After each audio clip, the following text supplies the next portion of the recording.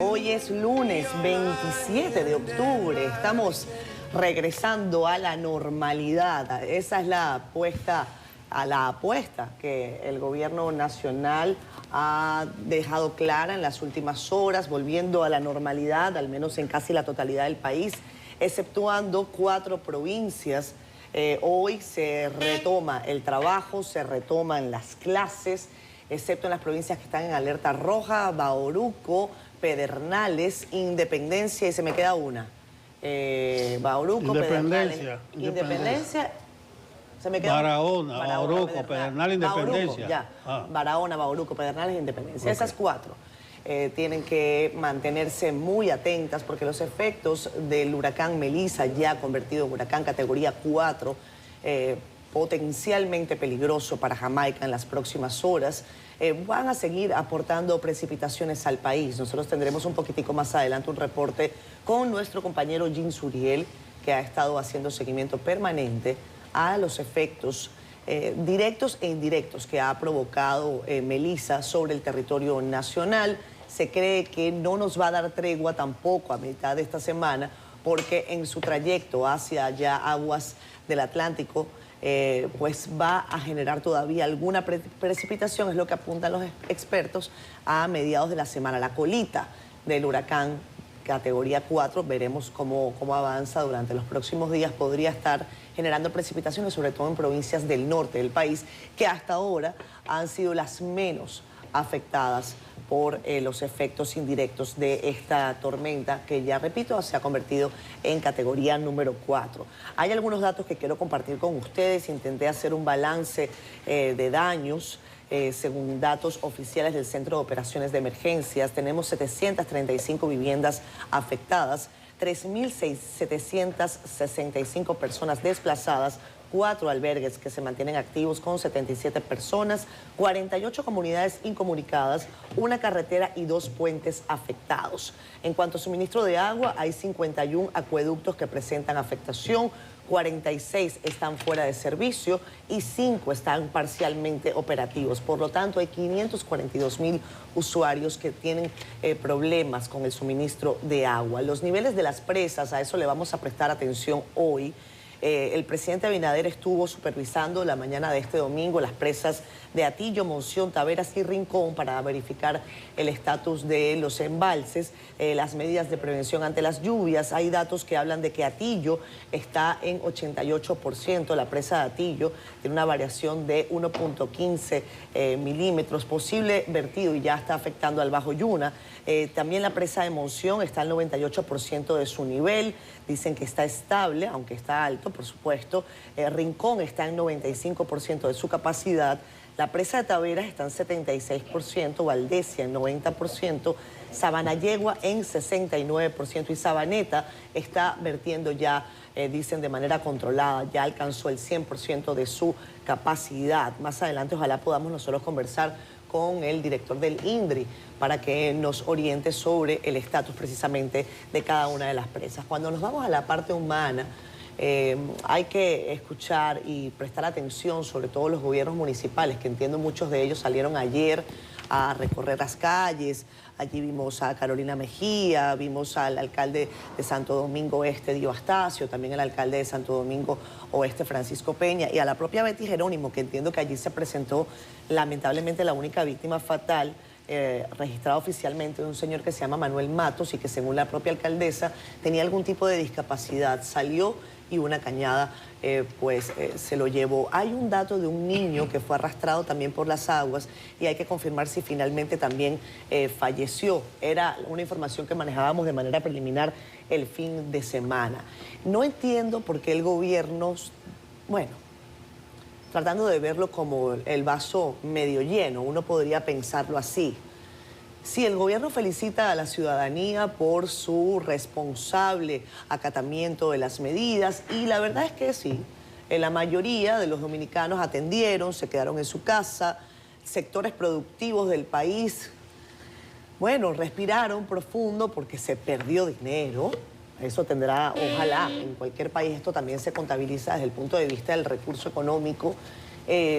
Pero, hay una parte de la población que podría ser pequeña, si usted lo quiere ver así, aunque yo como no tengo los datos no me gusta ni siquiera adjetivizarlo, pero que hace ruido, hace mucho ruido. Entonces yo no sé cómo el gobierno felicita a la gente y cuando usted se sumerge en las imágenes que nos dio el fin de semana, uno advierte este pandemonium barrial que no es otra cosa que esta gente con una insistente lógica y animosidad por morir.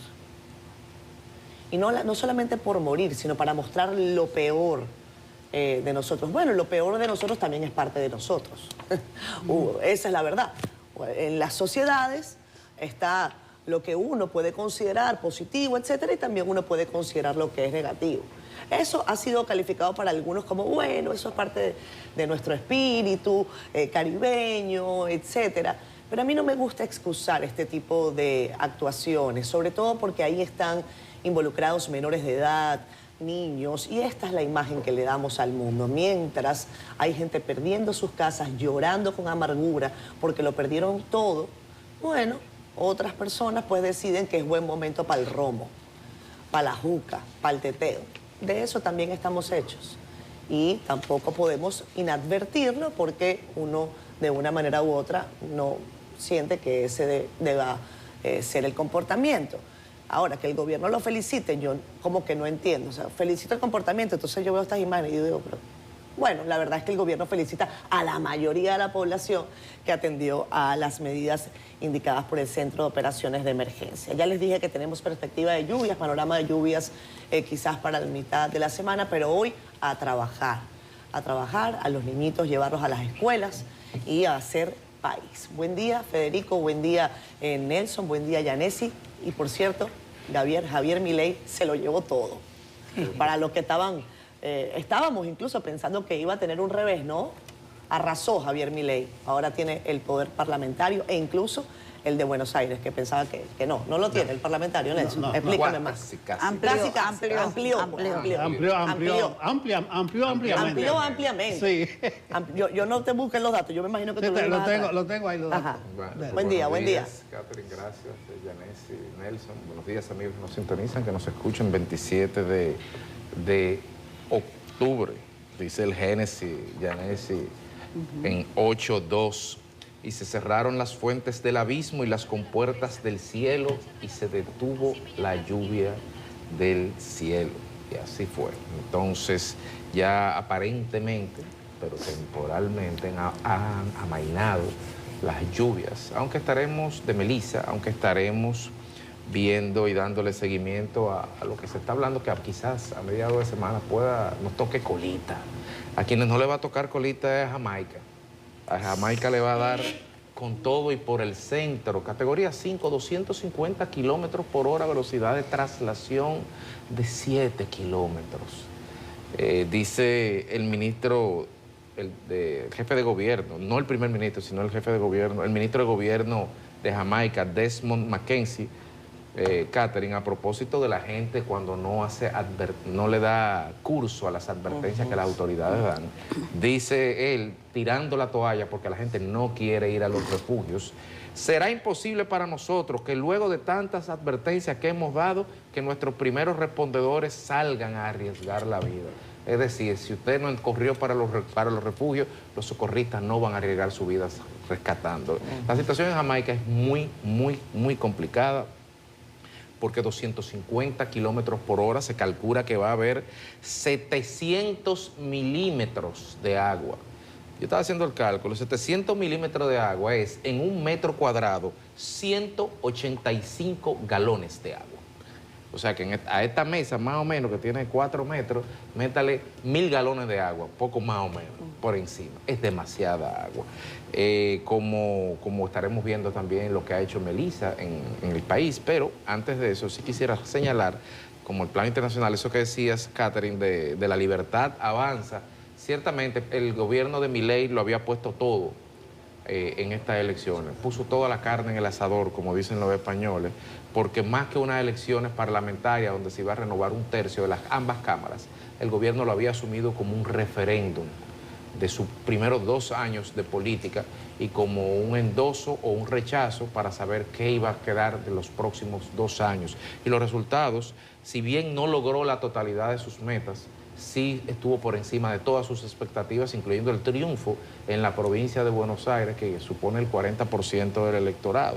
Pasa de 37 a 101 diputados y de 6 a 20. Y aunque sí tiene el tercio necesario en la Cámara de Diputados, no lo logra todavía en el Senado. Pero más que verlo como una victoria para Milei, un 40%, es una derrota para el peronismo, para el kirchnerismo, de un 30%. Habrá que ver ahora, y las palabras de él ayer fueron en ese sentido, con saco y corbata, bien mesurado, hablando de tender puentes. Cuando se escriba la historia de cómo una persona puede jugar a 2 caras según las circunstancias, Milei tendrá un libro, un capítulo importante en ese libro. Pero sí, felicidades al gobierno de Argentina. Presidente Trump, en el día de ayer, pues las comisiones que están en Kuala Lumpur, estaban en Kuala Lumpur, perdón, con la cumbre de países del Pacífico, pues los chinos se juntaron con los norteamericanos durante un tiempo, están en reuniones preparatorias para ver si se junta con Xi Jinping este jueves. Con quien sí se juntó ayer fue con el presidente Lula da Silva. Estaban de chupe usted y déjeme el cabo, riéndose, a pesar de estar en las antípodas ideológicas. Y dice Lula da Silva recientemente, hace 4 horas, que él tiene plena confianza de que van a llegar a un acuerdo en lo inmediato. Como también los chinos han dicho que esperan poder llegar a un acuerdo, es decir, que los ecos del terremoto arancelario parece que ya están llegando al centro, que probablemente en su estrategia de negociación, que ha sido el norte de su vida, es lo que quería el presidente Donald Trump desde el principio. En Colombia, Iván Cepeda fue señalado por el proceso interno de elección del pacto histórico como el candidato de las fuerzas de izquierda, sucesor de Petro, para las elecciones del próximo 31 de mayo. Ya la izquierda definió su candidato. Y aquí en República Dominicana simplemente señalar que algunas provincias del sur cargaron con más de 400 milímetros de agua, que son 105 galones en el terreno. Es mucha agua. Sin embargo, ya la normalidad está volviendo. El presidente el día de ayer, y nos sumamos a ello, felicitó al pueblo dominicano. El desempeño de los organismos de socorro ha sido ampliamente satisfactorio y el gobierno se ha comportado a la altura de las circunstancias, la ciudadanía también, y siempre habrán personas que rompen con las reglas, pero si lo rompieron en pandemia, dígame usted si no lo van a hacer con un aguacerito. Buenos días. Muy buenos días. Sí, hay que medirlo por la mayoría. Yo creo que la mayoría exhibió un buen comportamiento. La cuerda de Aníbal hoy y de Diario Libre, digo de Aníbal porque él firmó artículo, y de Buenartinta sin firma se la atribuyó al periódico, es con la banca de apuestas. Ah, sí, claro. Se dijo que la banca de apuestas siguieron funcionando. Es un estado paralelo. Que el Ministerio de Trabajo suspende la banca de aquí, juegan la de la Florida, Estados Unidos, antes era la Caraquita. La Caraquita. Pero es que, bueno, déjame no entrar en detalle, pero en sentido general hubo buen comportamiento. Casi siempre lo hay, ciudadanos. Lo que pasa es que lo que más suena... Hace más ruido. Hace claro. más ruido esa cosa mala. A veces uno ayuda mucho a potenciarlo. Incluso las autoridades, ahí coincido plenamente con Federico, hicieron buen trabajo. La gente que por qué sigue la actividad laboral parada, que se perdían 10.000 millones. Ustedes vieron el yoyo ese que era Melissa, cómo subió. Norte-este, así. O sea, que mientras estuvo parado ahí, las autoridades estuvieron monitoreándolo. Ese movimiento que él hizo cuando avanzó un poco más, pudo hacerlo frente al Caribe en Costa Dominicana y atravesar el país como hizo el huracán George o como hizo David, que dio un salto. Miren el giro que dio Melissa. Errática, Melissa. Totalmente errática. Las autoridades, bien por las autoridades en este momento. En la última semana de octubre, faltan 65 días, Catherine. 52. Déjame empezar a contar ahora, sí. 58 para el cochinillo. 6-5.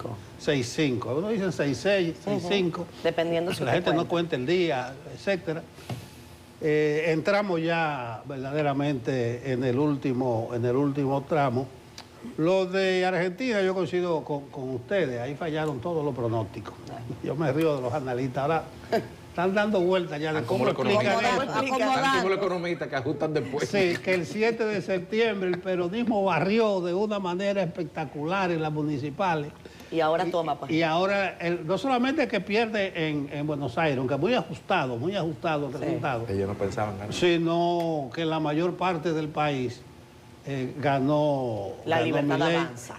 El último cálculo que yo tengo, Milei decía anoche 101, pero el último cálculo es 93. De todas maneras, es un gran éxito saltar de 37 a 93. Y lo que él quería era un tercio de la Cámara de Diputados. Sí.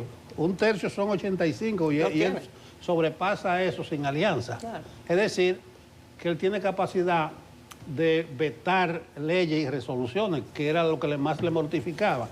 En el Senado, Milei tiene 20 de 72. ¿Pero cuánto tenía? Tenía poquísimo, creo que eran... tenía 6, tenía 6, creo que tenía 6. O sea, es un avance gigante. O sea, también, ahí no tiene el tercio, pero él va a hacer, ya lo anunció, una alianza que le permitirían pasar algunos proyectos. Lo dejo para estudio de los analistas, principalmente de los argentinos. Eran dos correcciones. Milei dijo 101 y va a terminar con 93. Y él dijo que la diferencia eran 14 entre ellos. Y después dijo, bueno, como ellos cuentan peras por manzana, la diferencia es 11, no, pero la diferencia fue 5.8, 40.7 a 34.9. Eso es computando general, porque son elecciones en las provincias, en las localidades, pero se le suman los votos a los partidos. Un éxito grandísimo que Trump lo estuvo celebrando por allá. Trump debe estar llegando, si no llegó a Japón, él salió de Malasia, ya llegó a Japón, a arreglar su mundo por ahí. Él anunció que efectivamente los equipos tienen un acuerdo preliminar muy bueno, dice él, que probablemente el jueves se reúne en Corea del Sur con Xi Jinping y refrenden la mayoría. Tal vez no todo, dice Trump, pero en lo esencial, China y Estados Unidos tienen un acuerdo. Eso me ratifica a mí de que si no le ponen cara a Trump o si tú no tienes fuerza para encararlo, él te va a avasallar. Correcto. Pero si tú estás en condiciones como China, tienes, está bien, 100%, no hay problema. Yo me reservo toda la tierra rara, toda la exportación. Espérate, que yo necesito eso. Y ahí se pusieron de acuerdo. Trump dice que a lo mejor saluda y se vea con el gordito de Corea del Norte. Que hay un gordito que es Jarabacoa, que es Henao, pero el gordito... Esa comparación. El terror de los cangrejos. Eso es lo que le pasa a Trump. Él se pone a decir que a lo mejor se va a reunir, que a lo mejor va a ver, pero me imagino que eso ameritaría una gran preparación, pero como van a estar juntitos ahí, quién sabe si se saludan de un lado a otro. No, y Putin, ¿va a hacer otra prueba de misil? Bueno, esa es otra cosa. Mira, Putin hizo otra prueba de misil ahí. No sé qué pasó con la reunión que no se dio de Putin y Trump. Yo digo que no se dio, algunos dicen se suspendió, se canceló. No se dio. Dice Putin, bueno, él fue que me invitó. Y él fue que puso el sitio, ¿verdad? Claro. Pero Putin ha hecho una serie de pruebas ahora. Y dijo Trump, dio una rueda de prensa en el avión presidencial de Malasia que duró. Yo me levanté, me bañé, me cambié, desayuné, bebí café. Y todavía Trump estaba dando declaraciones. Y dice Trump, está bien, yo tengo un submarino nuclear que no tiene que volar 8.000 millas. Un desafío peligrosísimo para Rusia, pero yo no entiendo estos líderes. Miren, yo estuve revisando los datos más recientes. Hay una institución que se llama Natura, que hizo un cálculo que una guerra entre Rusia y Estados Unidos nuclear dejaría no menos de 5.000 muertos. Millones. Millones, 5.000 millones. Caramba, que 5.000 muertos. Nada. Usted imagina la humanidad cuánta tiene, 7.500. Entonces una guerra nuclear morirían 5.000 millones. Cuidado, eso es lo que yo digo. Para la reunión esta que se iba a dar en Budapest, dice un valiente de Polonia que si Putin cruzaba por el espacio aéreo de Polonia, ellos lo iban a tumbar el avión. Y le dijeron de Rusia, bueno, está bien, no hay problema. En 3 minutos Polonia no va a existir. El negocio era que iban a matar a Putin, pero ellos iban a matar 38 millones de polacos. ¿Cuál es el negocio? Con la guerra de la amenaza de los cohetes, como es de Cuba y Crisis de los misiles. la crisis de los misiles, se publicó en el 64 un estudio que había ordenado Kennedy. Post-mortem se publicó. ¿Y qué decía ese estudio que le hicieron a Kennedy? Que si se fajaban a misilazos con Rusia, iban a morir 134 millones de estadounidenses y 140 millones de rusos. ¿Y cómo estos líderes hablan así, como que está bien desafiando? Como jugando la loto. El mejor estudio lo hizo Jimmy Carter después, que los resultados fue, no hay ganador. Si nos fajamos mandazos, vamos a desaparecer todo. Pero ni modo, lo dejo de ese tamaño, porque es una cuestión como irracional. Cada vez que estos líderes hablan de una posible guerra nuclear, que dice Macron en Francia que preparen las emergencias para el año que viene, que probablemente necesitarían capacidad para atender todos los muertos, todos los heridos. Felicidades a este liderazgo del mundo que tenemos. Pero ya lo dije, ese último estudio de un instituto certificado dice 5.000 millones morirían en este momento en una guerra nuclear si dura 3 o 4 días. ¿Y si O sea, si pasa de 3 o 4 días se va a la humanidad entera. Por eso, ¿qué fue que dijo Einstein? Que él sabe con cuáles armas se va a pelear la Tercera Guerra Mundial. Él no sabe. Pero la cuarta, él no sabe con qué arma se va a pelear. No, él sabe que la cuarta va a ser con palos y con piedras. Con palos y con piedras, exactamente, porque no quedaría nada para pelear otra guerra. Los buenos días y recuerden, ya casi se siente la brisita de la Navidad. A propósito de la brisita, ya Abinader debe estar sacando los cálculos. Hoy se cumple 1 año de la promulgación de la Constitución de Abinader. La que él se puso los 2 candados y sacó la Procuraduría hoy.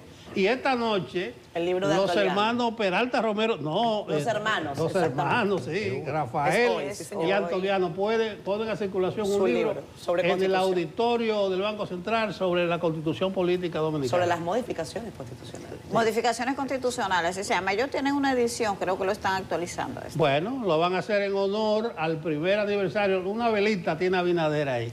Yo espero que la sople esta tarde en la semanal. Y el bizcocho van a distribuir. El presidente va a esa actividad. Sí, no, va. Claro. Vi la agenda que dice el presidente va. El presidente va. La invitación a la semanal estaba para las 4:30, pero veo que la de esta mañana dice a las 4. A las 4, la movieron un poco. La movieron un chip para atrás. Atención a los fijos en la semanal, que llega más temprano. Bueno, buenos días, don Nelson, Catherine, Federico, por supuesto a todos ustedes. Agradecer profundamente a Dios la oportunidad de este nuevo día y especialmente porque una vez más nos ha protegido de este fenómeno de Melissa que nos amenazó y que todavía sentimos los efectos de la lluvia. Esta madrugada llovió bastante en el Distrito Nacional, pero ya hay una actitud de retorno a la normalidad decretada por el presidente Luis Abinader y los organismos de socorro, la docencia y las actividades laborales solo permanecen suspendidas en 4 provincias que ya se han citado aquí. Nosotros tenemos que extender las oraciones por la gente de Jamaica que va a recibir el impacto directo de un huracán categoría 5 y que se mueve tan lento que apenas 7 kilómetros por hora. En la semana pasada nosotros tuvimos aquí un especialista en cambio climático, catedrático, y decía que el movimiento normal de este tipo de fenómenos es entre 15 y 13 kilómetros por hora. Y sin embargo, aunque ha aumentado un poco la velocidad de traslación con relación a cómo se mantuvo cuando estaba estacionado prácticamente frente a la República Dominicana, lo que tiene es un 50% más o menos porque se mueve a 7 kilómetros por hora. Por lo tanto, lamentablemente, ojalá que Dios pueda proteger así lo rogamos a toda la población de Jamaica que va a estar directamente impactada por este fenómeno, este monstruo que es Melissa, que se ha convertido. Lo de Milei, Trump tiene su parte ahí porque él visitó la Casa Blanca buscando una ayuda, un rescate económico, de apoyo económico que le dio el presidente Donald Trump y efectivamente la sorpresa fue este triunfo electoral del partido, del movimiento político de Milei cuando todas las expectativas decían otra cosa. Por cierto, en el resultado de las elecciones de Argentina hay una lección para la oposición dominicana, para toda la clase política, por supuesto, y es que el peronismo barrió en las elecciones municipales, y como le fue tan bien en las elecciones municipales, pues entonces había una expectativa de que ahora se repetiría y que iba a cosechar de nuevo un gran triunfo. Sin embargo, no fue así. Lo digo porque aquí en la oposición hay mucha preocupación con relación a lo que ocurre en las elecciones de febrero, porque precisamente la reforma constitucional que se promulgó hace hoy un año reunifica todas las votaciones dominicanas en una sola fecha, que serían en mayo, el tercer domingo de mayo, pero es a partir del 2032. En el 2028 todavía se mantiene la separación de las elecciones municipales, y a juzgar por la experiencia de las elecciones del pasado año, cuando el PRM dio tremendo golpe político con la barrida de las elecciones municipales, pues entonces la oposición, yo siento que a partir de ese golpe no pudo recomponerse ni trazar una ruta que le permitiera construir un triunfo electoral en mayo, y ahí estuvo el resultado. Pero Argentina deja una lección con relación a este caso. Obviamente los contextos son distintos y usted no puede pensar que porque allá pasó también va a ocurrir aquí. Pero lo cierto es que en política nada está escrito en piedra, todo puede cambiar. Hoy hay un artículo hablando de política de Víctor Grimaldi en el periódico Listín Diario. A mí me llamó la atención y lo leí, y quisiera compartir con ustedes la conclusión, porque Víctor Grimaldi, un embajador simbólico en la Santa Sede, que siempre hace, cuando necesitamos explicación de lo que ocurre en el Vaticano, lo conseguimos con él. Es dirigente del PLD, y en el 1990 Víctor Grimaldi era el director del Centro de Cómputos del PLD. Y entonces Leonel andaba denunciando un fraude colosal. Entonces Víctor Grimaldi en ese momento dijo que en el Centro de Cómputo ellos perdieron las elecciones. Eso pasó. Pero ahora Víctor Grimaldi hace referencia a una publicación que hace su... Yo no sé si Víctor Grimaldi sigue en el PLD, no sabría, la verdad no lo registro. Pero Ventura Camejo sí. Y él hace referencia a una publicación que hace Ventura Camejo. Yo no la he leído, la de Ventura Camejo, me entero que la hizo porque él hace referencia ahí. Pero Ventura Camejo también fue el dirigente del PLD que escribió una carta y que oficializó la solicitud de una reforma constitucional en el 2015 para que el presidente Danilo Medina se reeligiera. Entonces él se fundamenta ahí, y le voy a leer las conclusiones. Él hace 5 recomendaciones paso por paso de qué tiene que hacer la familia bochista para reunificarse. Por eso veo la relevancia del artículo de una figura como Víctor Grimaldi, porque él está planteando una reunificación del PLD y la Fuerza del Pueblo, y no sé si el doctor Grimaldi reflexionó que quién va a entregar qué, porque la Fuerza del Pueblo hoy es el segundo partido más importante del país, el principal de la oposición, según el resultado de las elecciones del año pasado, y el PLD es el PLD. Un partido con 52 años va a cumplir ahora en diciembre, y el PLD tiene historia, tiene una obra de gobierno, tiene dirigentes, tiene estructura, tiene marca, y se va a entregar así tan fácil, doctor Grimaldi. Pero miren lo que él dice en la conclusión. El PLD y la Fuerza del Pueblo nacieron de una misma raíz. El pensamiento de Juan Bosch sobre la ética, la educación y la organización política como instrumentos del bien común. Si esa raíz vuelve a ser nutrida con diálogo, método y humildad, ambas fuerzas podrían reencontrarse en una nueva etapa de madurez institucional. Como en el ajedrez, quien descubre el verdadero centro del conflicto y actúa sobre él con inteligencia y estratégica, será finalmente quien gane la partida. Él está planteando claramente que esos dos proyectos tienen que reunificarse, pero ¿bajo cuál color? ¿Morado o verde? Bueno, vamos a ver lo que sigue, porque hay muchos movimientos al interno de esos partidos, gente que se está enfocada en ese sentido de que la familia bochista pueda reunificarse. El problema es que entre más éxito tiene uno como el otro, se le vuelve más difícil, la verdad, la reunificación. Pero ahí está, les recomiendo leer ese artículo que escribe hoy don Víctor Grimaldi en el Listín Diario. Ahora vamos a ver lo que traen las portadas del Caribe y CDN con nuestro compañero Francisco Medrano. Hola, ¿qué tal? Muy buenos días. Feliz inicio de semana para todos los amigos que están en sintonía a esta hora de la mañana en Despierta con CDN. Vamos de inmediato a colocar en su pantalla las informaciones del periódico El Caribe y lo hacemos con el retorno a la normalidad tras la tormenta. Sigue la alerta en el sur, la alerta roja, mientras que familias claman por auxilio del gobierno. En otro tema, de acuerdo con un análisis, el sistema de partidos de República Dominicana atraviesa el momento de más fragilidad en 50 años. También tenemos un escrito sobre las condiciones de los centros penitenciarios. Según la defensa pública, son una de sus expresiones o una de las expresiones más graves de violación de derechos fundamentales. Y cerramos la portada con el economista Andy Dawarre y su posición sobre la cesantía laboral. Ahora compartimos la contraportada del Caribe con noticias del mundo de los deportes. Hablamos de los onceanos del Salcedo FC y el Cibao FC, que ganaron ayer sus respectivos partidos por la fecha 11 de la fase regular del torneo de la Liga Dominicana de Fútbol 2025-2026.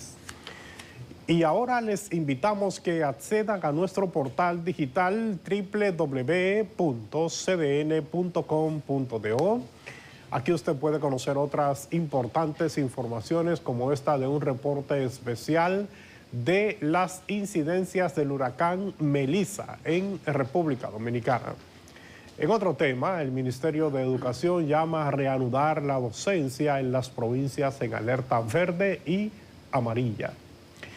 Y cerramos con Javier Milei, que ha sorprendido con un claro triunfo en las legislativas de Argentina.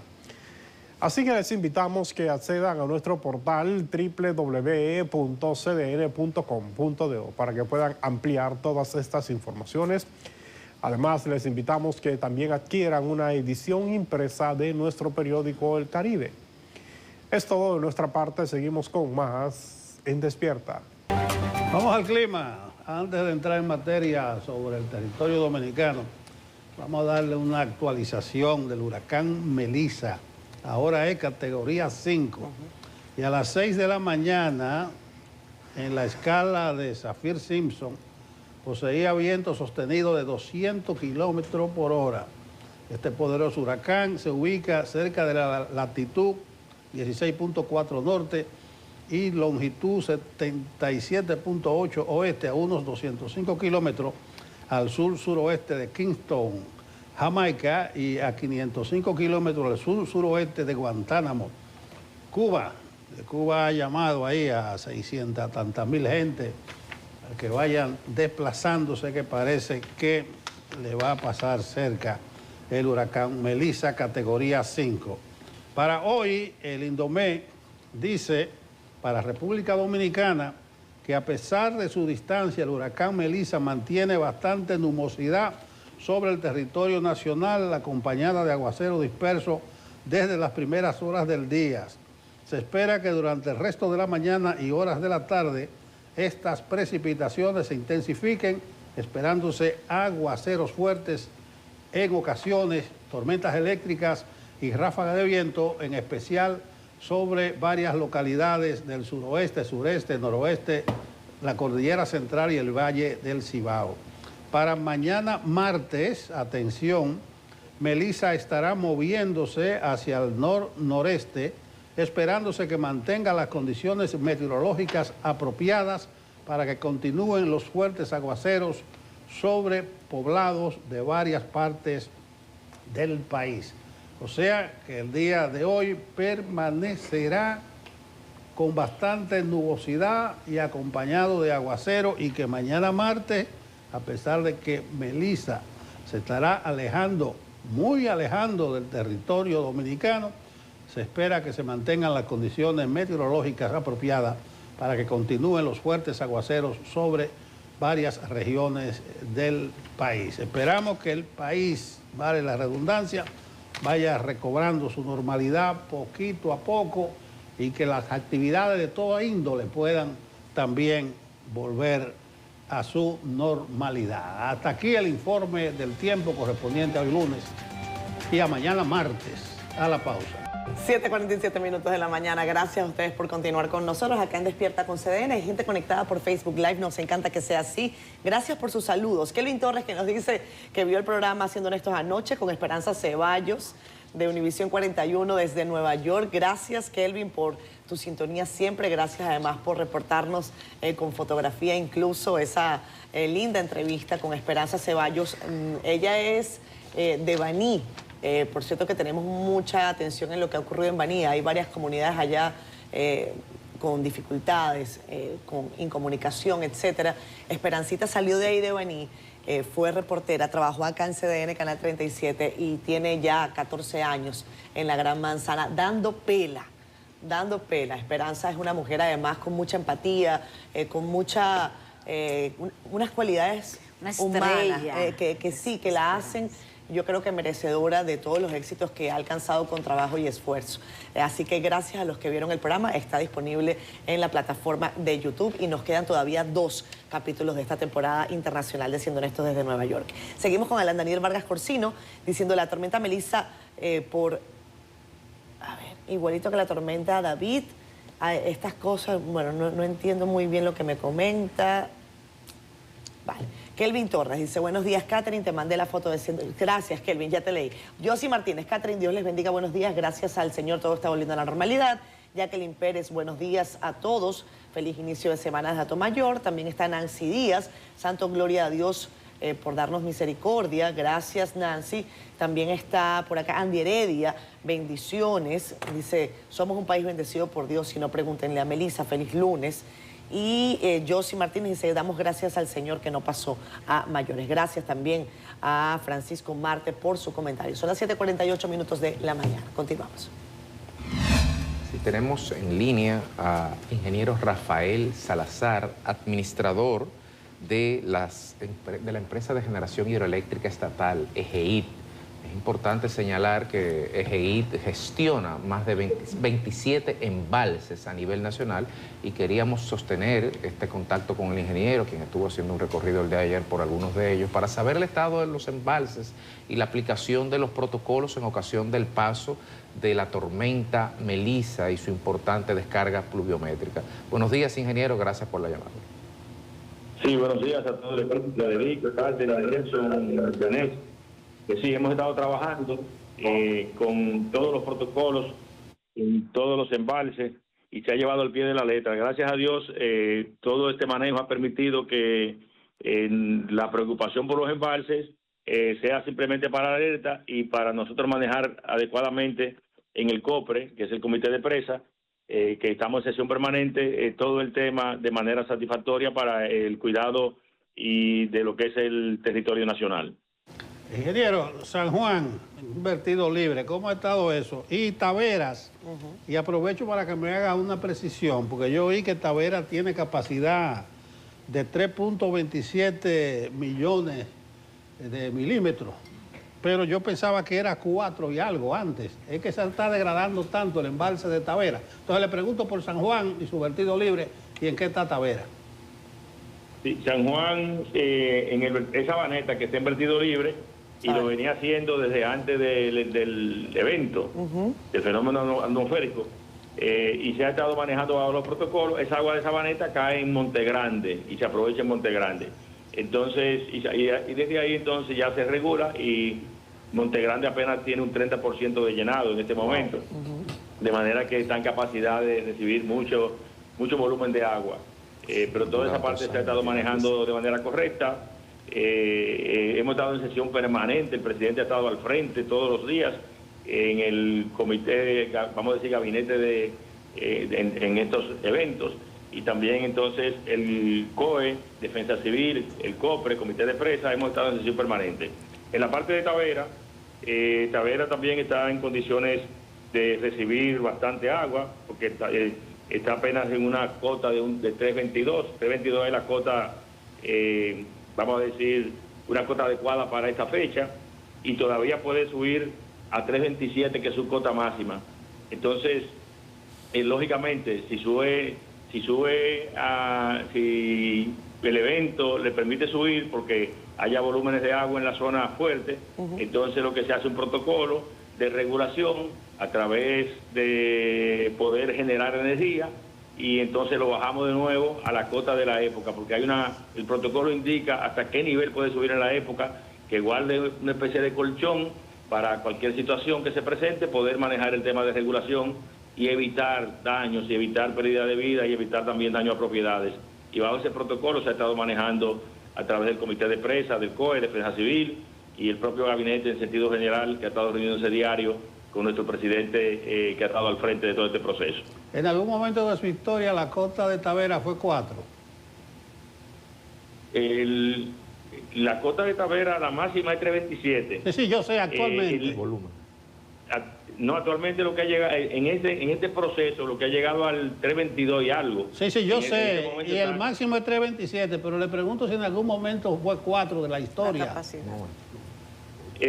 ella se ha llenado, Tavera se ha llenado, Tavera se desbordó en algunos momentos, pero ya los protocolos se han manejado para que no pase eso, para cuidar ese proceso de una presa tan importante y evitar entonces que en términos de desborde se haga daño aguas abajo de la presa.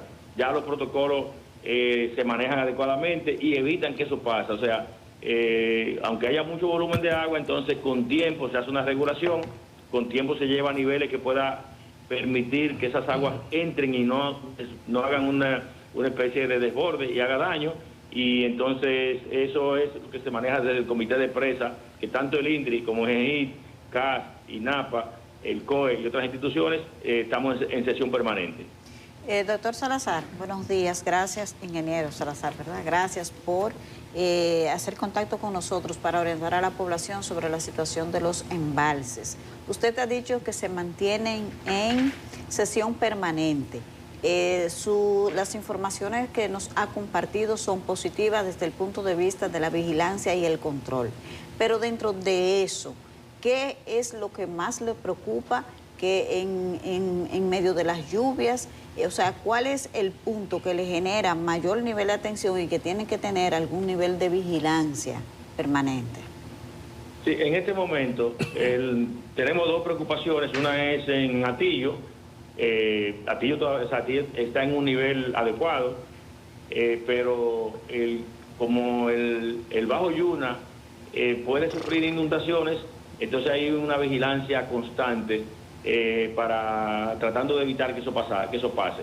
Y el otro punto de observación en este momento, por la trayectoria que lleva el fenómeno, que va a tocar categoría 5 en el día de hoy a Jamaica, después Cuba, y bordeará cerca de la parte sur de Haití. Entonces es que pudiera traer volúmenes de agua importantes en la zona de Montecristi, Santiago Rodríguez, y como nosotros estamos construyendo, en el caso de Jejit, la presa de Guayubín, entonces ahí todavía está funcionando la taguía, que la taguía es el muro provisional que se hace para el desvío del río. Entonces estamos en vigilancia para evitar, porque la taguía si sube a niveles muy fuertes, como no tiene regulación, entonces lo que hace es que abre, para eso se hace la taguía, un muro provisional, y entonces aguas abajo pudiera entonces traer inconvenientes. Entonces estamos en alerta, cuidando el tema. En este momento no reviste peligro, pero observando que si la ruta que lleva el fenómeno se acerca y trae volúmenes de agua a la zona de Montecristi y Santiago Rodríguez, entonces estamos en vigilancia constante para poder orientar el COE, Defensa Civil, nosotros, el INDRI y todas las instituciones para evitar situaciones en esa zona. Ingeniero, el manejo de... Pero en este momento no reviste peligro, sino que estamos en alerta. Gracias. Ingeniero, el manejo de estos embalses en este escenario de tormenta, ¿cómo impacta en la generación hidroeléctrica? Bastante. Hemos estado, por ejemplo, desde que inició el fenómeno, como regulamos a través de la generación hidroeléctrica, hemos estado generando por encima del 50% más de energía de lo normal en esta época. Y eso ha permitido también estabilizar el sistema porque la energía solar ha disminuido porque el sol, con la capa de nube que hay en la zona, la producción solar ha disminuido bastante. Entonces hemos estado supliendo desde la generación hidroeléctrica para mantener la estabilidad, que tenemos que decir que se ha mantenido por encima del 98% la estabilidad energética en el país. Solamente donde hay avería ha habido situaciones en lo que se arreglan las averías, y la energía de GEGI, producto de las aguas, producto de la regulación, ha permitido mantener la estabilidad en el sistema eléctrico nacional. Bien, muchísimas gracias, ingeniero Salazar, Rafael Salazar, director de GEID, por acompañarnos, por darnos estos detalles. Nos mantenemos entonces pendientes de los trabajos que ustedes están realizando. Feliz resto del día. Gracias, Catherine, y sigan orientando, que es muy importante el papel que están jugando. Gracias a ustedes, gracias a ustedes y felicidades a su equipo. El trabajo continúa.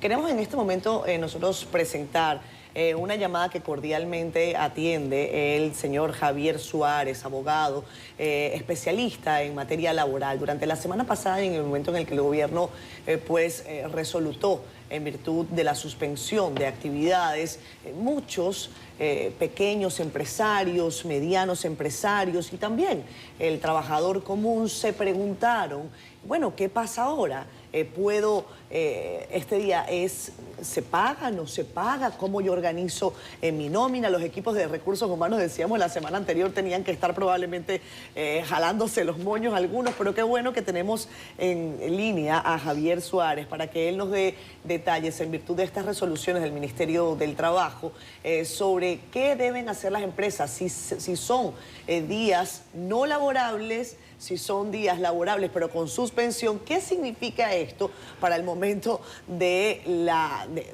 recurso de la nómina de todos estos días? Gracias, doctor Suárez, por estar con nosotros. Muchísimas gracias a ustedes por el honor que me hacen por participar en su tan concurrido programa, por la audiencia. Mire, su pregunta, y nunca tuvo mejor descrita como usted lo dijo, de jalándose los moños la semana pasada, evidentemente. Desde el miércoles fue apoteósico para nosotros los abogados laboralistas con las consultas, los mismos encargados de recursos humanos, todos los grupos, por ejemplo, de WhatsApp, donde hay encargados de recursos humanos, gerentes legales, in-house de empresas, pues evidentemente la pregunta era esa, ¿pago o no pago?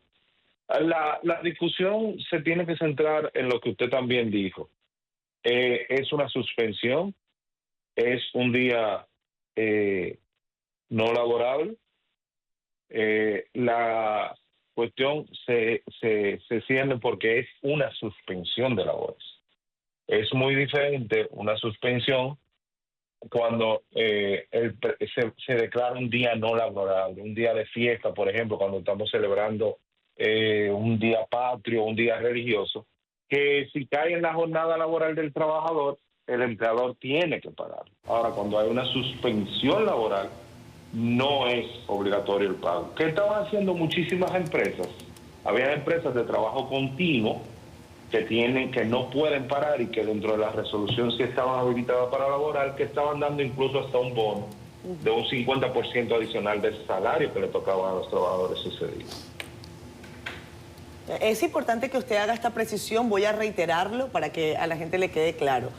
Según y en virtud de esta suspensión de labores, que no es la declaración de un día no laborable, las empresas no están obligadas entonces a pagarle a sus empleados, pero muchas han optado por incluso pagar un extra. ¿Es esto para que quede clarísimo, doctor? Sí, correcto, es así, porque vuelvo y repito, para aclararlo, como usted dice, es una suspensión de labores. Cuando hay una suspensión, el Código de Trabajo establece claramente que el trabajador no presta sus servicios, pero el empleador no tiene que pagar el salario. Entiendo. Que es muy diferente, como le decía anteriormente, cuando es un día no laborable. Que el día no laborable sí es pago por el empleador, sí está dentro de los días que tiene que trabajar el trabajo. Muy bien, Javier, otra precisión sobre el trabajo remoto. Pero antes, sí, yo creo que para próxima tormenta o situaciones de este tipo, debe haber una coordinación más efectiva con el Ministerio de Trabajo y el Ministerio de Educación. Si usted va a convocar una rueda de prensa a las 7 de la noche para anunciar este tipo de medidas, ya las resoluciones tendrían que estar redactadas y no llegar 5 o 7 horas después, porque eso causa mucha confusión. Eso es que le sirva de experiencia a las autoridades. Pero lo mío es lo siguiente. En la segunda resolución del Ministerio de Trabajo, hablaba que para el trabajo remoto tenía que existir un acuerdo de ambas partes, o sea, del empleador y el propietario. Es así. Y en dado caso, entonces, que una de las partes diga que no, ¿es susceptible de cancelación o qué puede pasar?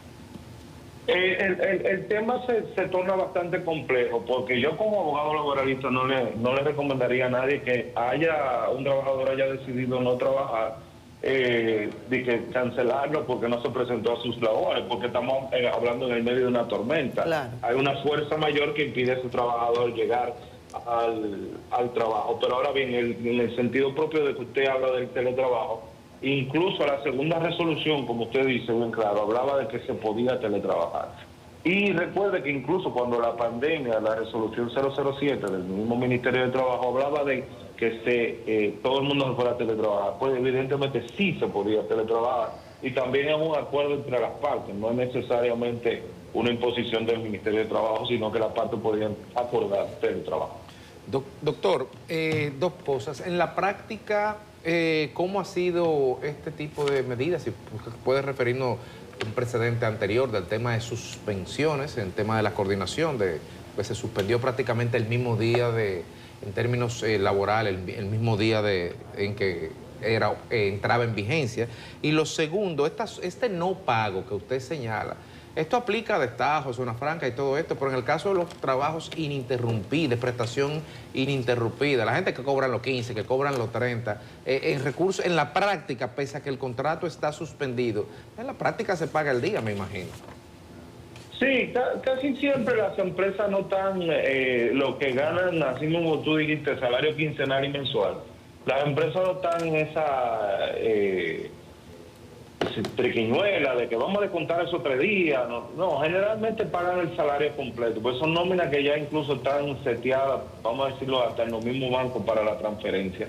Tiene que ser caso de licencia y muchas cosas así más prolongadas que las empresas están viendo. Pero trayendo también a lo que tú mencionas, Federico, del precedente, recordemos la tormenta del año pasado.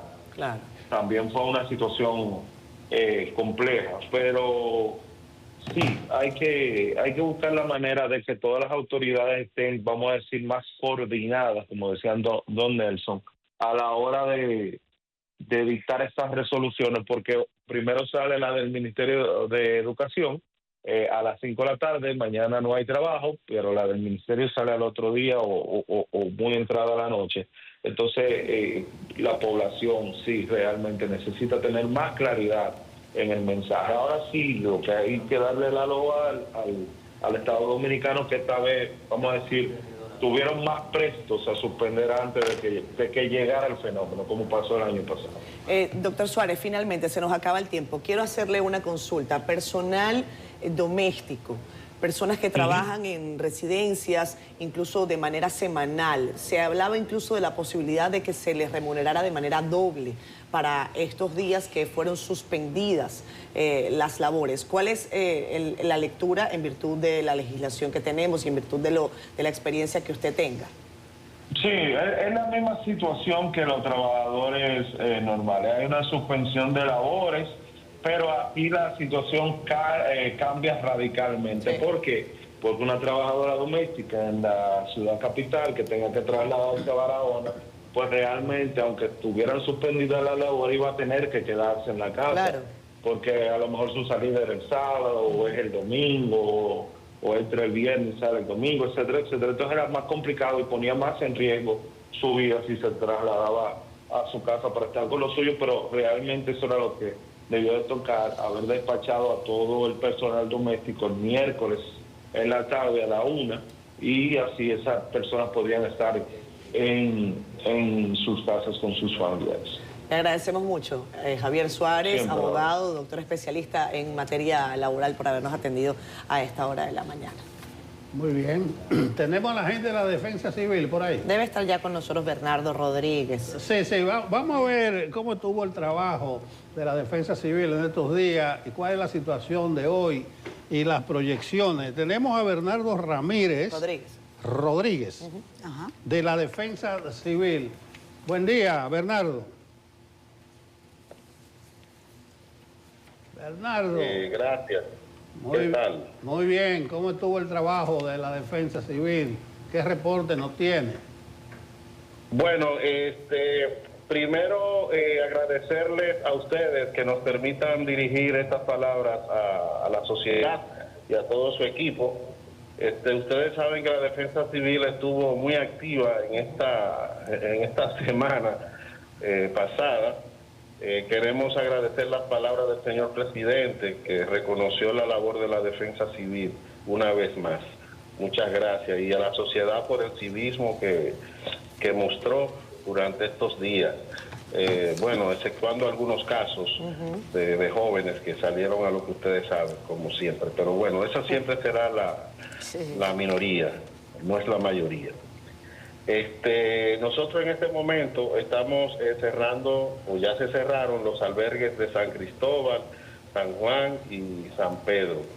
Queda abierto el albergue del Túnel en el Capotillo con 38 personas. Ustedes saben, por la información que les suministra el Centro de Operación de Emergencia, que hay algunas comunidades que están en un proceso ya de recuperación por el tema de las inundaciones. Y seguimos activamente en la búsqueda del cuerpo del niño que cayó en el mar. Estamos en eso desde la hora que se nos comunicó o desde el momento en que se nos comunicó, y todo el equipo está concentrado en esa búsqueda en este momento.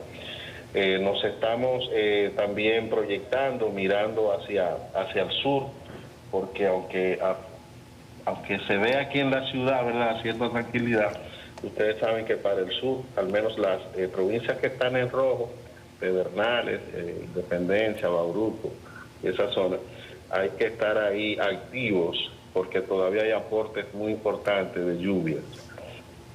Y están activos todos nuestro equipo en esa zona. Eso es por el momento. Y buenos días, gracias por estar en contacto con nosotros, a Bernardo Rodríguez de la Defensa Civil. La situación de los puentes y algunas escuelas resultaron afectadas. Sobre el tema de la infraestructura, ¿qué informaciones tienen en la Defensa Civil que puedan compartir con nosotros? Mira, en este momento nosotros nos unimos al proceso de evaluación como parte del Consejo y de todas las entidades que están al frente de esto. Los detalles son pasados al Centro de Operación de Emergencia, y es la entidad que tiene que hacer pública este nivel de daños. Quiero preguntarle, señor Rodríguez, sobre las medidas que van a mantener. Hay informes de meteorología que indican que este huracán, ya categoría 5, va lamentablemente a impactar de forma severa a Jamaica, que posteriormente va a tomar el camino hacia el norte, pero que a mitad de la semana podría aún generar algún tipo de precipitaciones sobre la República Dominicana, toda la zona norte del país. Hablábamos con el director de GEID, quien decía que también tienen que estar muy atentos a las presas que se encuentran en esas localidades.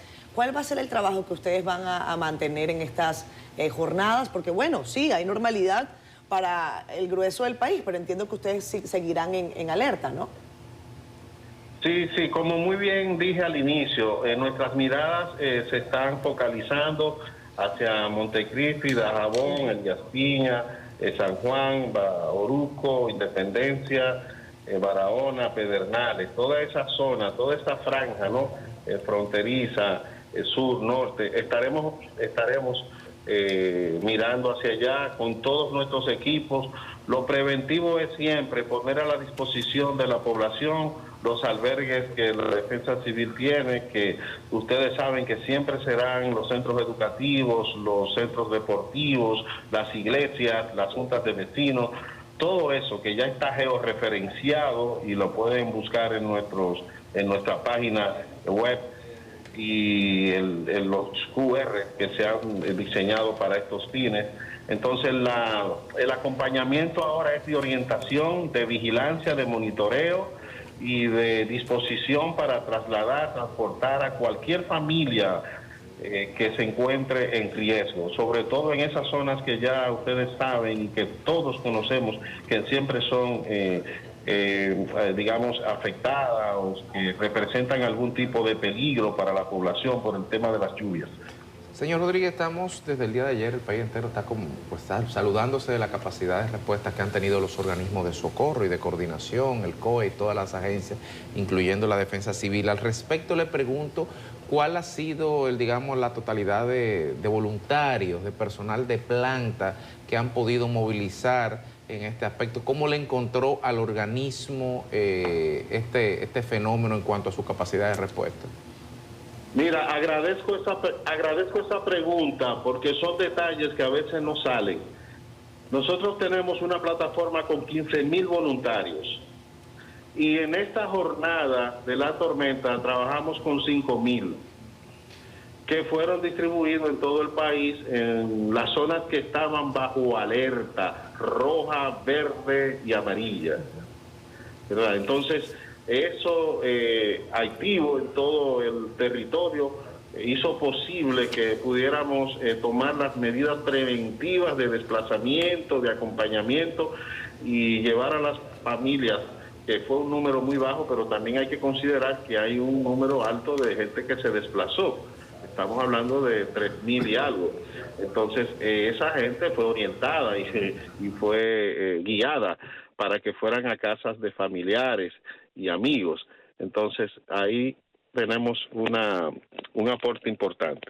Bueno, Bernardo, dándote las gracias, quédate en línea para hacer un reconocimiento a la Defensa Civil. Me gustó mucho lo que tú decías al principio del presidente Abinader, que reconoció el trabajo de la Defensa Civil. Los voluntarios, los brigadistas, hacen un trabajo hermoso, maravilloso, como diría alguien por ahí. A veces no se destaca lo suficiente la labor de la Defensa Civil, porque ustedes no alcanzan mucho protagonismo en eso de boletines, de ruedas de prensa, porque ustedes siempre han estado ahí. Entonces yo me sumo a la felicitación que le hizo el presidente Abinader a ustedes y tiren para adelante. Sí, y le agradecemos a ustedes que son los medios que siempre acompañan y visibilizan el trabajo que nosotros hacemos. Estamos detrás, no estamos para buscar cámara ni nada de eso, simplemente para salvar vidas. Y cuando nosotros logramos rescatar a una familia o llevarla a un lugar seguro, esa es la satisfacción que nos engrandece y que nos hace sentir bien. De manera que el ejercicio que hicimos ahora desde Palacio con el Consejo Nacional de Prevención, Mitigación y Respuesta, dirigido por el señor presidente, y todas las acciones que hicieron las distintas entidades del Estado, de la mano con la Defensa Civil y todo, ese es el logro, este es el resultado final. Un número bajo de gente muertas, a diferencia de otros fenómenos, y eso es lo que nosotros queremos. La Defensa Civil, ese es su trabajo, salvar vidas. Es un patrimonio cultural que debemos preservar. Son más de 60 años. No estamos hablando de una entidad que nació ayer. Bueno. Es una entidad que tiene más de 60 años y hay que preservarla, hay que cuidarla, porque es un voluntariado que hace un aporte también a todo. Al Producto Interno Bruto hace un aporte importante. Porque hay que contabilizar esas horas de trabajo que no se pagan y que son de gente que están ahí dispuesta a hacer cosas. Bueno, gracias Bernardo. A prepararnos para los operativos de Navidad y Año Nuevo. Saludos a los voluntarios de la Defensa Civil. Muy bien. Creo que he merecido reconocimiento. Sí, eso, claro que sí. La defensa. Una labor. Sí, a la Defensa Civil. Y esos muchachos, esos brigadistas que tú lo ves, A pulmón. y nunca dan para la foto ellos. Los brigadistas, un picapollo, y tú lo ves ahí trabajando en la calle. Bajo Bien. agua y situaciones climáticas adversas. Nosotros vamos a seguir dándole cobertura a todo lo que ha tenido que ver con el impacto de este fenómeno en el país y también sobre la evolución de Melissa. Ahora vamos a hablar con el profesor Rafael Méndez, que es climatólogo y estuvo con nosotros la semana pasada y ustedes vieron la calidad de su exposición y las explicaciones que nos ofreció sobre los fenómenos climáticos. Buenos días, profesor, que nos acompaña hoy en línea desde Puerto Rico. Buenos días, gracias por la invitación y gracias a todo el público que nos escucha. Si pudiésemos al inicio dar una panorámica de la evolución de ya el ciclón Melissa de categoría 5 y el impacto que va a tener sobre Jamaica. Bueno, el impacto, mejor dicho, la evolución de este fenómeno ha sido una evolución un poco difícil de predecir, porque como decíamos aquella vez cuando conversamos, no se había, históricamente no tengo datos de un fenómeno que haya durado tanto tiempo en un radio apenas de 200 millas, más o menos, y haber durado ahí 5 días. Esos 5 días, en esos 5 días ha pasado de categoría de tormenta a categoría 5, que se espera que pase. Yo siempre pensé que podía ser categoría mayor, que sería mayor de 3, es decir, 3, 4, pero no categoría 5. Ahora bien, el daño que pueda causar o que está causando este huracán en Jamaica es un daño devastador, porque en el caso del huracán María por Puerto Rico, yo escribí un artículo para la Royal Meteorological Society que se llamó las 12 horas que devastaron a Puerto Rico, porque duró 12 horas en cruzar Puerto Rico. En este fenómeno estamos hablando de que llevamos más de 100 horas recibiendo impacto de un huracán de categoría 3, luego ahora va ya de categoría 4 y cuando lo cruce va a ser de categoría 5. Realmente, si lo cruza o no, el impacto va a ser el mismo, porque el radio de este fenómeno es de aproximadamente 40 kilómetros y Jamaica es mucho menor que Puerto Rico y el ancho de Puerto Rico son 35 millas. De manera que el fenómeno, como quiera, envuelve lo que es Jamaica. El daño no lo puedo imaginar. Va a ser un daño enorme, por lo tanto Jamaica va a necesitar muchísima ayuda para poder capear esta situación. Profesor Méndez, sí, continúe. No solamente el Jamaica, vamos a tener un impacto, aunque son islas muy diferentes, mucho daño en la parte oriental de Cuba, lo que es la parte de Santiago de Cuba, la península de Granma, que puede coger algo y saliendo Holguín, pero realmente también Haití, que no sabemos datos fehacientes todavía. Exacto. De cuánta lluvia ha caído en Haití, cuánto daño está causando en Haití. Sí sabemos que ya por los datos meteorológicos de satélite, sabemos que los daños son cuantiosos. Profesor, quiero preguntarle sobre lo que podría ocurrir en los próximos días, en virtud también de hay un aviso de ola fría o de algo que podría afectar el Caribe, específicamente nuestra región, y que podría también incidir en las próximas horas en la República Dominicana. Por supuesto, también lo que le llaman la cola de este huracán categoría 5 sobre el norte de la República Dominicana. ¿Qué se puede esperar en virtud del panorama meteorológico? Hay dos cosas. Sí.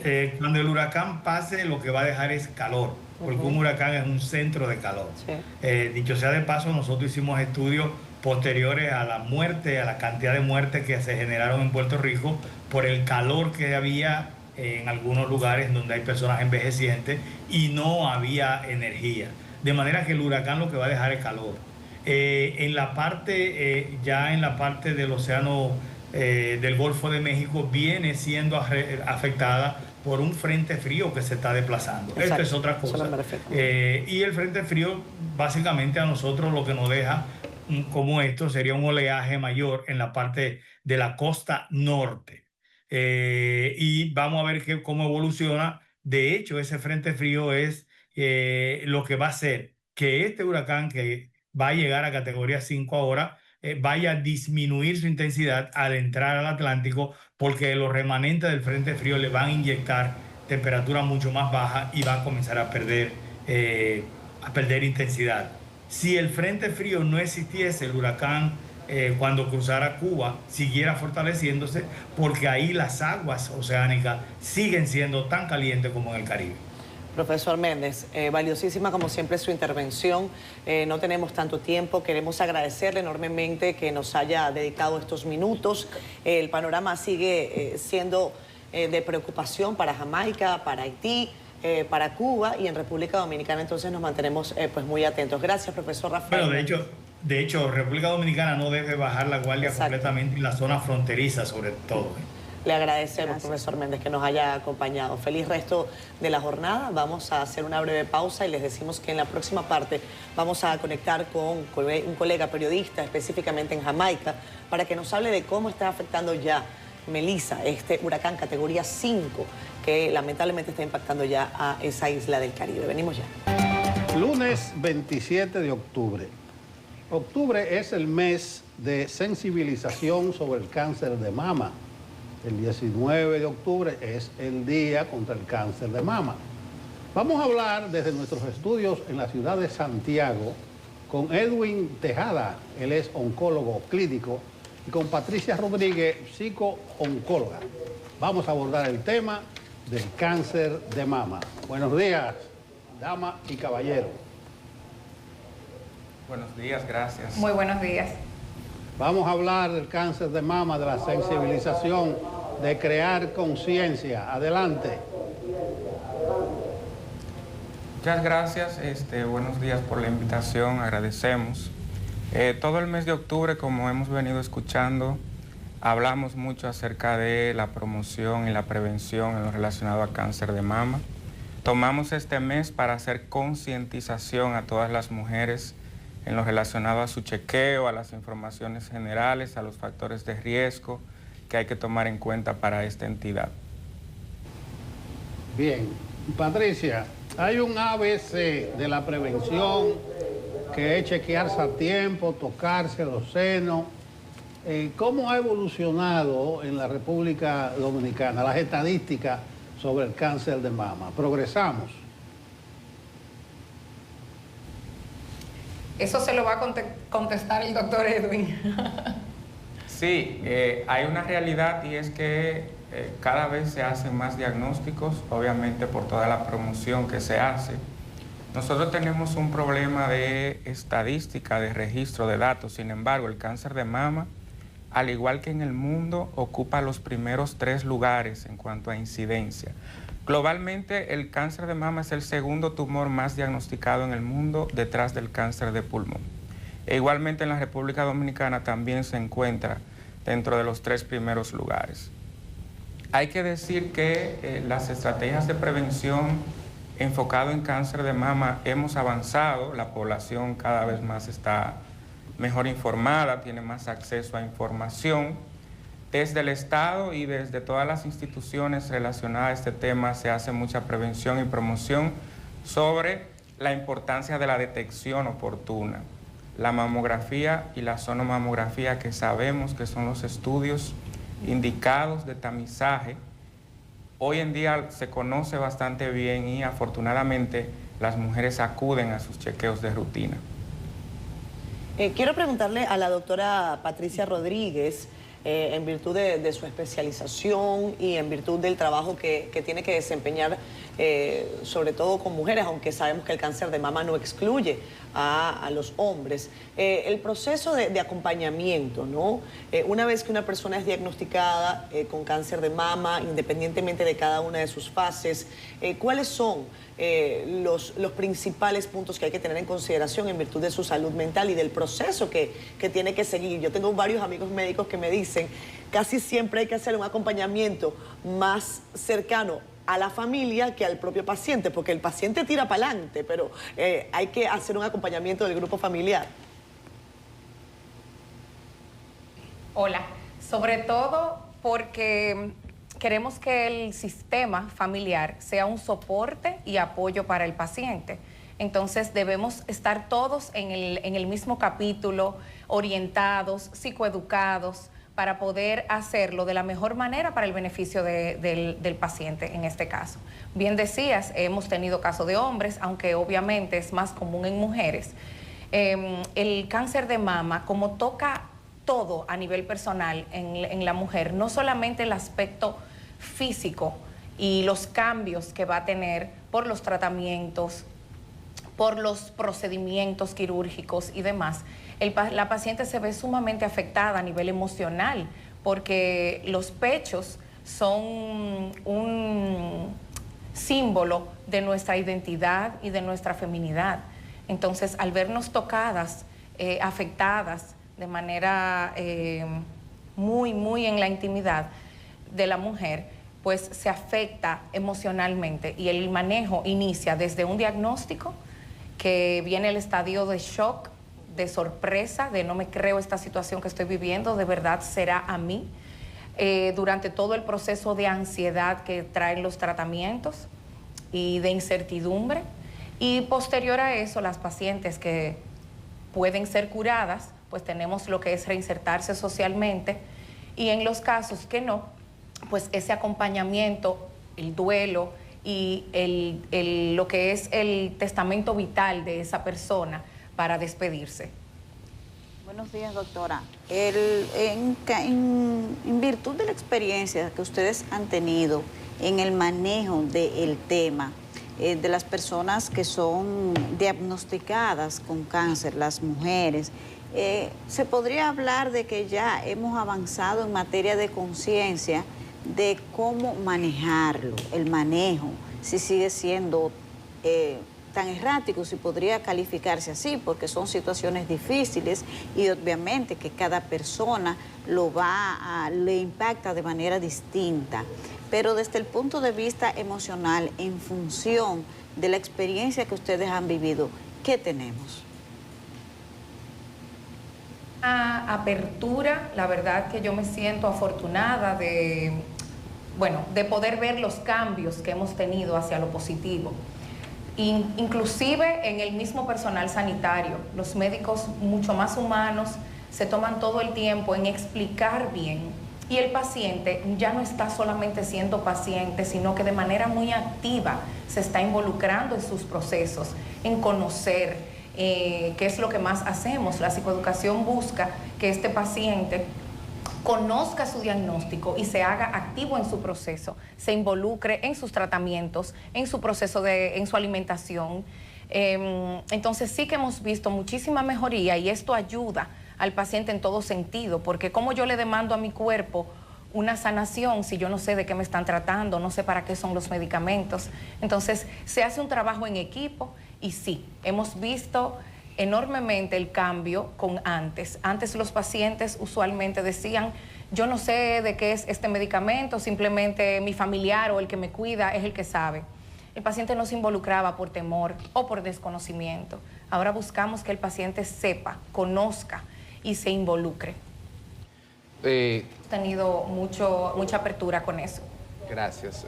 Doctor Tejada, usted señalaba que somos que es el tercer cáncer estadísticamente, y le pregunto, en la República Dominicana, ¿cómo han evolucionado, por decir algo, en los últimos años, 5 o 10 años, lo que son las tasas de detección, los niveles de detección, la efectividad de los tratamientos y la evolución de la tasa de supervivencia de las personas que son objeto de esto? ¿Y cómo nuestra data nacional se correlaciona con la data internacional? ¿Está dentro del promedio, es más o es menos? Sí, en lo relacionado tenemos una situación que no es solo de la República Dominicana, sino de Latinoamérica. Desafortunadamente, más o menos el 60-70% de las pacientes con cáncer de mama siguen diagnosticándose con enfermedad que llamamos localmente avanzada. ¿Qué quiere decir eso? Que ya la paciente tiene un tumor más de 2 centímetros, que tiene ganglios tomados en la axila, es decir, que son pacientes que no son operables de inicio en general. Y esa es la realidad de Latinoamérica. En países desarrollados como Estados Unidos y Europa es invertido, quizá el 30% son las que se diagnostican con enfermedad localmente avanzada. La supervivencia de las pacientes con cáncer de mama globalmente ha mejorado. Obviamente sabemos que hay diferentes subtipos, hay diferentes escenarios y obviamente el tema del acceso, pero en el mundo ideal, hoy día muchas pacientes con enfermedad avanzada que antes tenían supervivencias promedio de 18 o 20 meses, hoy día pueden vivir más allá de 60, 70 meses. Estamos hablando de que es una enfermedad que se ha cronificado con buena calidad de vida. Nosotros tenemos la tarea de tener datos locales. Estamos pendientes del Registro Nacional de Cáncer, que es no solamente con las enfermedades neoplásicas. El registro de enfermedades sigue siendo un reto para la salud pública de este país, porque nos ayudará a identificar en dónde debemos enfocar las estrategias principales de prevención y promoción. Pero es un reto porque realmente no tenemos datos certeros de cuál es la realidad, de cuántos diagnósticos, en qué etapa están, cuántos pacientes fallecen de cáncer de mama, en qué región del país se diagnostican más, entre otras cosas. Son años diciendo lo mismo y seguimos con esta imprecisión. Nosotros tenemos no sé cuántos años hablando del tema de la data de registro de cáncer de mama en República Dominicana, sin hablar de otros datos, sin hablar de otras estadísticas, pero la ausencia y esta denuncia reiterativa de un sector tan importante como el sector salud y una enfermedad que, tal y como ustedes bien señalan, afecta a tantas personas, es inconcebible cómo todavía seguimos nadando y mencionando esto sin que haya ninguna respuesta real, sin que se determine hacer una data real desde el punto de vista estatal, de miren, estos son los datos que tenemos para poder ejecutar política pública pues con algún tipo de legitimidad, ¿no, Federico? Así es. Licenciada Patricia, le quiero una pregunta con relación al acompañamiento que usted señalaba. ¿Se ha evolucionado? ¿De qué manera se está articulando la estructuración, digamos, de redes de apoyo, de colaboración, de acompañamiento? Porque ya vemos la parte médica, clínica dura en los hospitales, pero la parte psicológica en los hospitales es empírica, es voluntariada, hay programas de capacitación. ¿Cómo estamos a nivel de especialización en esa materia? La verdad que contamos con eso. Nosotros hacemos un trabajo hace años en los centros donde yo trabajo. Tratamos de que los pacientes tengan el servicio de manera gratuita y un acompañamiento de por vida. Hemos tenido los grupos de apoyo donde ofrecemos el servicio a las pacientes durante todo el proceso de tratamiento y posterior para ayudarlas a las que puedan ser curadas o estén en remisión, pues puedan iniciar labores, trabajos y desempeñar funciones en nuestra sociedad. Buscamos siempre el acompañamiento de la familia por eso, para que sea más llevadero para ellos este proceso. Bueno, Edwin, Patricia. A nivel público como privado. Sí, ¿cómo se pueden contactar a ustedes, cualquier persona interesada? Nosotros estamos en Oncoserv Santiago, en la Juan Pablo Duarte, en el número 178, y ahí estamos a la orden, tanto la licenciada Patricia como yo, para cualquier atención e información que necesiten. También estamos yo estoy en el Cabral Ibáez, en la unidad de oncología clínica, Unión Médica. Y en la clínica Unión Médica del Norte también, en Santiago. Bueno, gracias a ustedes, Edwin Tejada, Patricia Rodríguez, por habernos acompañado en este momento hablando del cáncer de mama. Y como dice Catherine, el reto sigue siendo bastante elevado en República Dominicana. Gracias a ustedes de nuevo. Gracias. A ustedes. 8:47 minutos de la mañana, regresamos con más de Despierta con CDN. Como les habíamos prometido en la parte anterior del programa, vamos a conectar en este momento vía Zoom con Jovon Reyes. Él es periodista jamaiquino, quien amablemente ha atendido nuestra llamada. Jovon, encantadísimos de saludarte. Buen día. ¿Cómo está todo en Jamaica? Pues ahora todos los jamaicanos están esperando de huracán Melissa. Hace tantos días que esperemos y ahora no hay mucho lluvia y viento aquí donde estoy. Estoy en Old Harbor, St. Catherine. Este lugar es en el sur de la isla, pero solo esperemos y preparamos ahora por Melissa. Jovon, estuve revisando información de la agencia, de la compañía que se encarga de los servicios públicos en Jamaica. Ellos han dicho que están preparados para lo peor y hablan de que lo que podría ocasionar Melissa es un daño sin precedentes. Incluso están advirtiendo de entrada a la gente que no van a tener nada más que remozar, sino reconstruir edificaciones críticas en Jamaica. ¿Cuál es el mensaje que da la autoridad y qué está haciendo la gente en este momento? Pues las autoridades dicen que están preparándose, están preparados por esta situación. Pero mira, si Melissa viene como está proyectado, sí, estará el peor tormenta, el peor huracán que tendremos en este lugar. Mira, en el 1988 tuvimos un huracán se llama Gilbert y fue el peor antes, a millones de dólares de daño. Pero en este caso, este huracán dicen que puede venir a categoría 5. Sí. Y si viene en este nivel, tendremos muchas dificultades aquí en Jamaica, porque, pero las autoridades dicen que es encendido las planes de preparaciones, hay refugios que están abridos y también las autoridades tienen comida y diferentes cosas para personas que puede quererlos. Pero ahora mismo solo esperemos porque no sé exactamente qué va a pasar. Jovon, precisamente sobre eso, varios medios señalaban que el día de ayer el gobierno de Jamaica, concretamente el ministro de gobierno local, el ministro McKinsey, le pedían a la población que fuera a los refugios y que había resistencia de las personas de ir hacia los refugios. ¿Ha cambiado eso en el ámbito de la ciudadanía? ¿A qué se debe esa resistencia?